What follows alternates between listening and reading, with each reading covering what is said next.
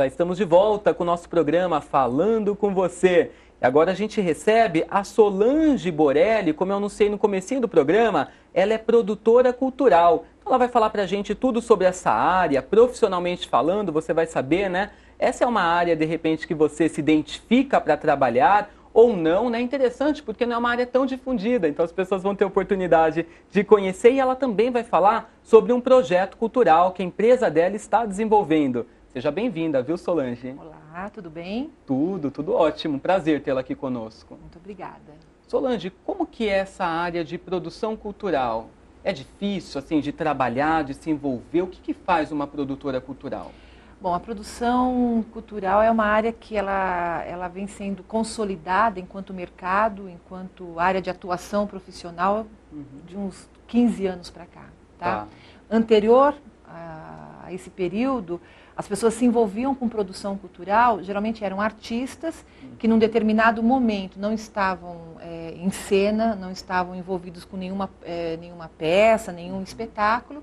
Então, para poder sobreviver, ter a sua renda, também se envolviam com a produção cultural, que nada mais é do que os bastidores do que acontece, do que aquilo que o público vê. E uma vez que eles tinham essa experiência, né, por trabalhar, né, com isso, essa proximidade, essa possibilidade. Exatamente. Com o decorrer do tempo, essa área ela foi criando algumas exigências, então, obviamente, as pessoas tiveram que se profissionalizar. Tá? Então, ela é uma área de atuação específica, ela requer algumas habilidades, uma dedicação. Hoje em dia, na produção cultural, não cabe mais pessoas, embora ainda exista, mas não cabe mais pessoas que atuem de forma esporádica. Tá? A própria produção cultural aqui no Brasil, ela está num outro momento, num outro patamar. A gente tem uma quantidade enorme de editais que favorecem uma produção, então as coisas têm um certo dinamismo que um artista ele tem que se envolver com assuntos mais específicos de administração, de produção, de logística, e se ele não tem esse olhar mais administrador, que também é um olhar artístico, porque é uma área artística, lógico, ele não dá conta do recado, não, ele acaba ficando a desejar. Hoje em dia, as companhias de teatro, de dança, as bandas de música, os artistas em geral, eles querem um profissional mais especializado. Eu imagino. Então a gente pode dizer que é uma área que está em expansão, né? É uma área que está em expansão. A gente percebe que de um tempo para cá, de uns 10 anos para cá, eu tenho observado, tem cursos de formação, cursos de pós-graduação, faculdades mesmo com esse assunto, produção cultural. Não tanto como outras áreas, mas quem quer se especializar, quem quer se profissionalizar de fato, porque é um mercado que está em expansão, é uma demanda que existe aí, pode procurar esses cursos, tá? Tem vários. E tem uma outra leva de profissionais que foi se aprimorando com a própria prática. Tá. Aí, de repente, os artistas, né, também podem se enquadrar nesse segmento, né? Eu, particularmente, eu vim da área artística. A minha porta de entrada na área artística foi pelo teatro, depois a dança. Então, eu atuei artisticamente durante um bom tempo. E, num determinado período da minha vida, eu comecei a me interessar pelos bastidores da cena. Foi quando aconteceu essa transição, né? Foi um pouquinho antes até. Isso já tem um tempo, aí, uns 20 anos, eu acho. Quase 20 anos, e eu comecei a me interessar e eu comecei a me dar bem. Como eu vinha da área artística, a própria classe artística começou a solicitar o meu trabalho porque sentia confiança. Que legal. Eu vim desse universo, então a gente conseguia dialogar com mais facilidade. E eu fazia essa ponte. Na verdade, um produtor cultural, ele faz essa ponte entre o artista e tudo que precisa para viabilizar? Tudo que precisa, mas ele dialoga com o empresário que está patrocinando, que está apoiando aquela peça, ou aquele espetáculo, aquele show. Ele dialoga também, um produtor, ele dialoga com as instituições culturais. Então, às vezes o artista está tão envolvido no trabalho dele, na criação, que o assunto dele é muito poético. E tem que ser mesmo poético, tem que ter... a área dele, é a área né? dele. E quando ele vai dialogar de forma mais objetiva, ele não consegue dar conta daquele assunto para que o outro tenha a compreensão plena. Por exemplo, lidar com assuntos mais administrativos, imagino eu, o artista às vezes não tem essa habilidade, né? Embora a gente saiba que o artista, ele tem a noção plena do que ele precisa para a cena, ele sabe disso. Como eu faço esse meio de campo, eu dialogo bem, me considero, né, que eu dialogo bem com o artista, ele tem plena noção do que ele precisa. Às vezes o artista ele não sabe o que decorre, quais são a decorrência daquilo que ele quer. Por exemplo, ele na minha cena, no meu espetáculo, eu quero determinado material, porque vai acontecer isso ou aquilo, porque é a peça ou o espetáculo. Bom, mas só um momento, isso que você quer, a gente pode até conseguir, mas e depois? O que a gente faz com isso? Tá. Então, tem algum trâmite que é mais operacional, que às vezes o artista ele não quer saber.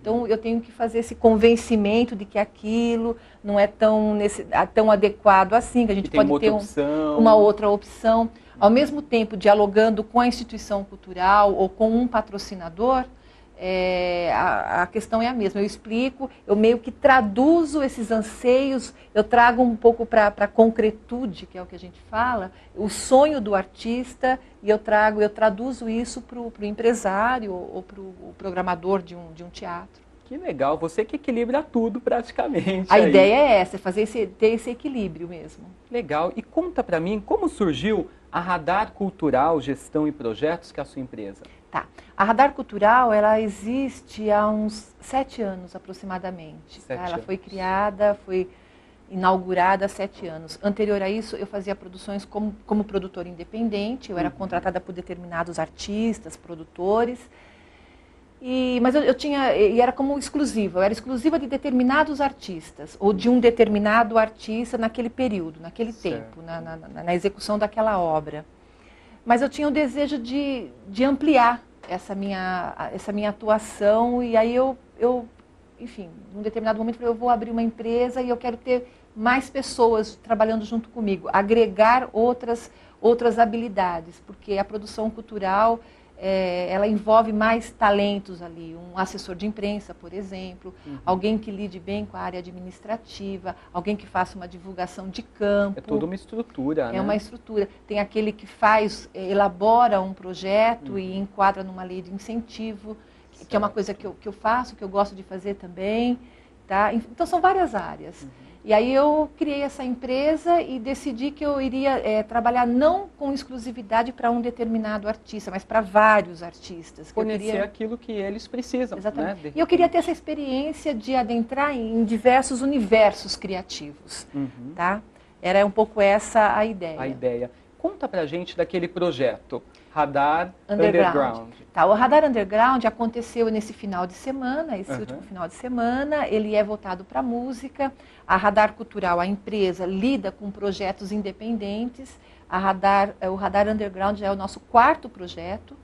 E esse, especialmente, ele é voltado para colocar na cena cultural o músico independente, bandas independentes, bandas que não conseguem ainda adentrar no mercado cultural, na cena musical que a gente fala, que é um mercado específico. Às vezes está começando, né? Ou está começando, ou tem uma certa dificuldade, enfim. Então, a ideia é nós colocarmos eles na cena. A Radar Underground, nessa primeira edição, aconteceu na Funarte, em São Paulo, na Sala Guiomar Novaes, e trouxe ali para um final de semana, de quinta a domingo agora, passado, 8 bandas. Nossa, e a gente que legal. E foi um projeto colaborativo, que foi mais interessante para nós, porque a gente percebeu a quantidade de parceiros que nós temos, que a gente foi agregando no decorrer desse tempo todo de existência da Radar Cultural. Então, são pessoas apostando na ideia. Então, a gente está criando também uma rede de relações, de parceiros, seja uma empresa que cuida da área de marketing, a gráfica, a assessoria de imprensa também, quem vai fotografar, quem vai fazer o registro videográfico. Então, é um pool ali de profissionais que estão juntos nessa primeira edição. Lógico que isso vai ter uma... Vai ser anual.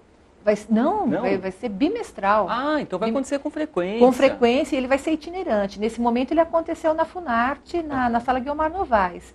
Daqui 2 meses, a ideia é que aconteça em outro espaço na cidade de São Paulo e, lógico, se tudo der certo, em outro estado ou em outra cidade do interior do estado de São Paulo, em outro estado também. Ele é uma ideia maior, ele começou agora, é a primeira edição.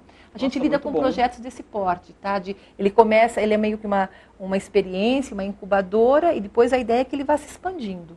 Nossa, muito bom. Parabéns pelo seu trabalho, Obrigada. Viu? Adorei. Gente, você que quer fazer contato com a Solange Borelli, né, o e-mail dela, super simples, é o próprio nome, solangeborelli@radarcultural.com.br. Isso mesmo.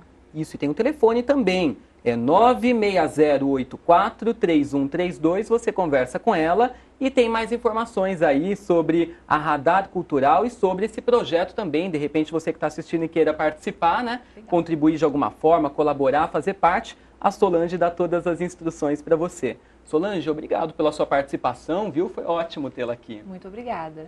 Gente, olha só, a Solange ela tá com um colar bem bonito aqui, que é o Carlos da Mata, que fez, o artesão, que vai estar com a gente no próximo bloco. Então você que quer aprender aí um pouco mais sobre esses colares, você vai ver um que ele vai ensinar, que é bem legal e fácil de fazer. Não saia daí, eu volto já.